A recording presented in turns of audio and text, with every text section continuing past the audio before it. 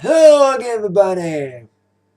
The Tech is here with another edition of the Atakline for Thursday, October 6, 2011. Now let's get down. First things first, probably the most shocking news and most newsworthy news of the entire day yesterday is, of course, the death of Steve Jobs. And Steve Jobs, the founder of Apple, died yesterday at age 56. He died promptly around 7:50 last night. He, of course, founded Apple in his garage in 1976 and, of course, helped to release the Macintosh computer, which was launched in 1984 with that famous Super Bowl commercial. Despite its creation, the sales weren't that successful. So Steve got fired and founded Next, another company, and also bought what would be Pixar Animation, which would change the face of computer animation forever.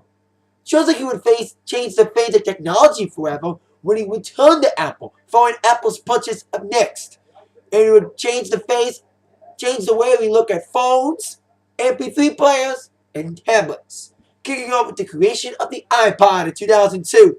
It went on to create the iPhone and the most unique and most recent creation, the iPad, which indeed was the big item of 2010. All three items had imitators imitating them and trying to duplicate the success. But no one can beat the power of the iPod, iPad, and iPhone. No word on how Steve died yet, but we all know it's ill health following pancreatic cancer and a liver transplant. And how irony this is to have this death happen.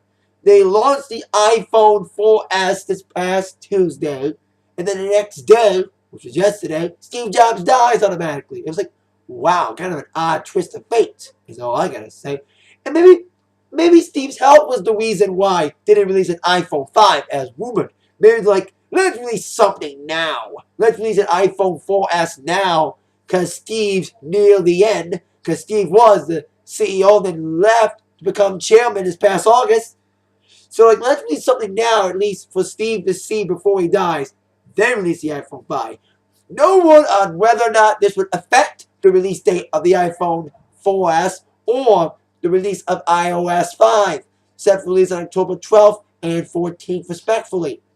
But many celebrities have been mourning the death of Mr. Jobs. Here are some worthy quotes. Reno Yukovic says, R.I.P. Steve Jobs, thanks for improving life as we know it. Coldplay stated, just learned the terrible news of Steve Jobs' passing. What an incredible, inspiring life, changing the world in so many ways. Kevin Oak says, from a Mac to all others, R.I.P. I sad, says Neil Diamond. So that's some worthy quotes, but like I said, Steve Jobs, huge loss, because he was a huge innovator. I use an iPod. I have an iPod Touch, and it changed my life completely. He changed the way everything looked about technology, and of course, Pixar too. So rest in peace, Steve Jobs. Condolences go out to his friends and family, and to everyone at Apple. Rest in peace, my friend. Is there a way they can, like, spread his ashes on an iPod? No, I'm kidding. It's just a sick joke. But like I said, rest in peace, my man. Condolences go out to the family. Thanks for the legacy, my friend. Thanks for the memories, indeed. Alright, let's move on to some happy news. Starting with today, as you can tell by my Executech gear again, I went to Almont Middle today. I kicked off my 5th year form, DJ a free assembly form, a little kickoff assembly for now thing, because I was supposed to do a dance for tomorrow, but we had a little scheduling conflict, which I don't want to explain on here. So I did the Almont Middle thing yesterday, which was awesome. Today, which was awesome. We had a great kid reaction. We had a great little mini dance. So everyone had a good time. I'm glad everything went well in Almont. Little speaker, close call, but despite that, we had a great time in Almont. Thank you, Almont Middle. We'll be back there soon at 2 gigs tomorrow.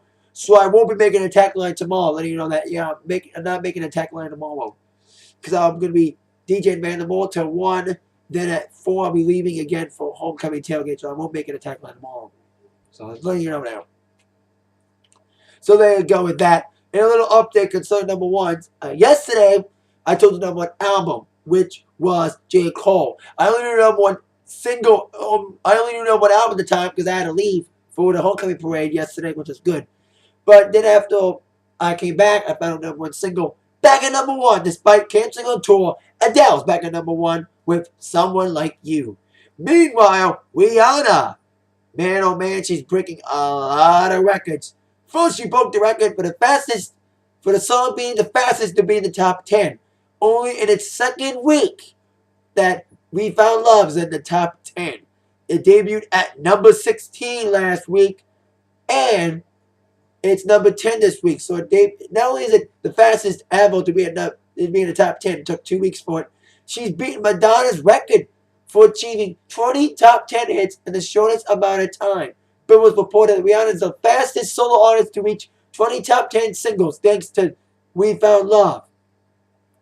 The rise in the top 10 means she's beaten Madonna for the quickest rise. She's had 19 other songs in the top 10 in 6 years and 4 months, beating Madonna's record by 5 months. So congrats to Rihanna. New album Talk That Talk coming out in November. And now some news concerning country music. A lot of CMA news. Yesterday I told you about Rascal Flatts and Natasha Bedingfield. Also yesterday it was announced that more performers have been added, including Lady Antebellum, The Band Perry, and Mrs. Blake Shelton, who is performing, Miranda Lambert. So those 3 have been added to the performance list at the CMAs at November 9th. So can't wait to see that, and it's going to kick ass. Now, a lot of people are losing jobs these days, and 2 men lost a job. One because of sales, one because of a stupid statement taken wrong. First things first, Season 9 American Idol winner Dewyze was dropped by RCA Records today. After landing the worst-selling debut album in Idol history, he has been dumped by his record label after just 1 release. While a spokesperson at RCA was not reached, they have confirmed the news through the Hollywood Reporter.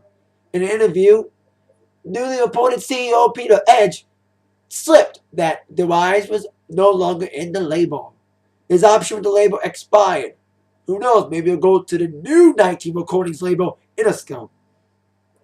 Also losing his job is Hank Williams Jr. I mentioned on the Atakline this past Monday about Hank Williams Jr. making a disparaging comment towards Barack Obama, comparing him to Hitler in an analogy about him playing golf with Bono, with Hank Williams saying Obama golfing with Bono, or whatever his name is.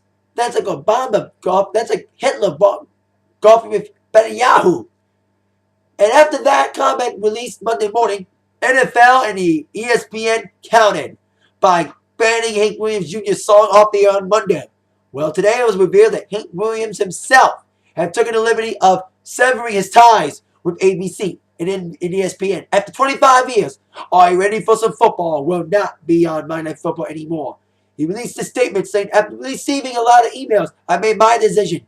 By putting my opening this past Monday, ESPN stepped on the toes of the First Amendment of free speech. So therefore, me, my song, and all my Money fans are out of here. It's been a great one. Because Hank's comment was taken out of context. So like I said, I'm going to go that far with comparing Obama to Hitler, but all the power to him. But hey, you know what I mean? The little statement gone wrong, and at least it was Hank taking it out himself instead of him getting fired himself. But all the best to Hank Williams, and hopefully he can do another family tradition. He's an outspoken guy, and unfortunately, he had to eat his own words. But hey, it's all good. Unfortunately for ESPN, who's going to open it now? That opening's been iconic, but we'll see if they'll ever replace it with another classic song like that. And it will be tough. All right, little TV news for you. Modern Family was awesome last night. Great episode. Best episode of the season since the first episode. I love the storylines involving Claire and the signage. Trying to get the signatures for the stop sign on the traffic. And Phil and Luke trying to do the basketball thing. God, Phil getting hit in the ball face. Oh, God, that was LOL, baby. And Kevin Mitch's thing with the dirty mess was awesome. And also the concurring storyline with Cam and Gloria looking for Estella. That was funny too. Estella! And Blanche? No, that was hilarious. But the girl found a dog. My name's Blanche. Oh, God, that's LOL. And, of course, Phil and Manny, kind of a bonding moment going on with him selling stuff. So, overall, great episode about Family last night. And once again, kicked the fuck out of Glee on Tuesday. So, there you go with that. And now, your TNA Impact Wrestling preview. And boy, oh boy, it's a big night tonight as we head towards Bound for Glory in 2 weeks. Here is the top 5 questions that must be answered tonight. Question number 5. Will Hardy be on screen tonight? And if he does, what will go down? Well, Jeff Hardy's been trying to win back the trust of the TNA locker room. He wasn't seen much during last week's show.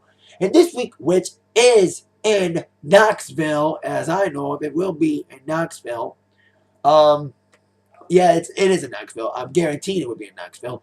Hardy will probably be on this week, trying to win back the forgiveness. Who's he going to talk to this week? Who's going to treat him as a friend? And who's going to treat him as a foe still? And question number 4. What will go down tonight between Joe and Crimson? Well, Crimson's back after his injury from Joe. He faces Joe tonight in a match. I say something will go wrong, like a disqualification or no contest, and have the match formally between these two at Bound for Glory. It should be a Bound for Glory match, but with so much happening with Hogan and Sting, if it happens, wait for it to be on Impact. Question number 3. What will go down tonight in a Knockouts tag as all 4 people involved in the Fatal 4-Way for the Divas, for the Knockouts title, collide in a tag match. As Brito, the champ, teams up with Madison Rayne to take on Tara and Velvet Sky. And whoever wins may get momentum heading towards the Fatal 4-Way. I say Tara, Velvet Sky will win, and I think Velvet Sky will get the pin over Winter. Whoever wins in those teams will pin the champ to add momentum to the pay-per-view. Question number 2. Actually, question number 2. What will go down between Robert Roode and his new fortune partner, Storm Wrestling? Now, we all know that Storm and that Roode had to won the gauntlet of facing fortune members thanks to Kurt Angle. He had to face Kaz, won that match. He had to face Daniels, but Daniels pulled out. He beat AJ last week. Now he's got to face the final part of the Fortune Gauntlet. His own partner from Beer Money, James Storm. So we'll see what goes down tonight. I say Roode will win. He needs more momentum. And question number 1. Will Hogan actually really retire tonight? Well, Hogan said he was going to have a retirement party tonight. His official announcement tonight. He announced that he was going to announce his retirement tonight. So he's trying to pussy out of Bound for Glory. And Sting said he's going to be at the party. He's going to crash it. So we'll see what goes down between Sting and Hogan. Like I said, I'll say it again. Hogan will not retire. He will wrestle Sting by any means necessary. This is too big a main event to cancel because of his storyline retirement. But we'll go down tonight as we head further down the road. Bound for Glory right on tonight at 9, 8 Central on TNA Impact Wrestling, only on Spike TV. That's it for my Atakline. I will see y'all later tonight for my TNA Impact review. And like I said, I've not been making a Atakline tomorrow because of my gigs. Remember that in mind, you've been attacked by the news from Zach. Thank you much. I'll see you later tonight. See ya. Yeah.